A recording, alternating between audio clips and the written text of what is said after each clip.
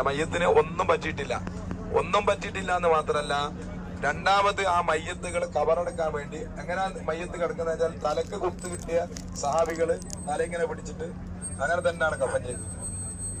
ഈ രക്തസാക്ഷികൾ അള്ളാഹുവിന്റെ സവിധത്തിൽ വലിയ ശ്രേഷ്ഠതയുള്ള ആളാണ്. കാരണം പരിശുദ്ധ റസൂലുള്ളാഹി സ്വല്ലല്ലാഹു അലൈഹി വസല്ലമയെ കൊല്ലാൻ വേണ്ടി മുന്നോട്ട് ഓടി വന്ന് ശത്രുക്കൾ റസൂലുള്ളാഹിനെ വളഞ്ഞ സ്ഥലമാണ്. റസൂലുള്ളാഹിനെ എടുത്തിട്ട് തൽഹത്ത് ബിൻ ഉബൈദില്ലാഹ് റളിയല്ലാഹു അൻഹു ഓടിയത് ആ മലയുടെ അടുത്തേക്കാണ്. ആ മല ആണ് ഉഹുദ് മലയാണ് കാണുന്നത്. ഉഹുദ് മല. ആ ഉഹുദ് മലയുടെ അടുത്തേക്ക് തൽഹത്ത് ബിൻ ഉബൈദില്ലാഹ് റളിയല്ലാഹു അൻഹു റസൂലുള്ളാഹിനെ ചുമലിലേറ്റിട്ട് ഓടുകയാണ്. റസൂലുള്ളാഹിനെ ഈ ശത്രുക്കളിൽ നിന്ന് രക്ഷപ്പെടുന്നതാണ്. വേറെ ഒരു രക്ഷയില്ല. എല്ലാവരും ചിന്ന ഭിന്നമായി പോയി, ചിതറിപ്പോയി. റസൂലുള്ളാഹിനെ എടുത്തിട്ട് ഓടുന്ന സമയത്ത് ആ മലയുടെ മുകളിലേക്ക് എത്തിയപ്പോ അവിടെ മല പിളർന്നു. ഇപ്പൊ നമുക്ക് പോയാൽ കാണാൻ പറ്റും. നമുക്ക് ഇങ്ങനെ പോകാൻ പറ്റൂല. ചെറിയ വണ്ടി പിടിച്ച് പോയാൽ അതിന്റെ അടുത്ത് പോകും.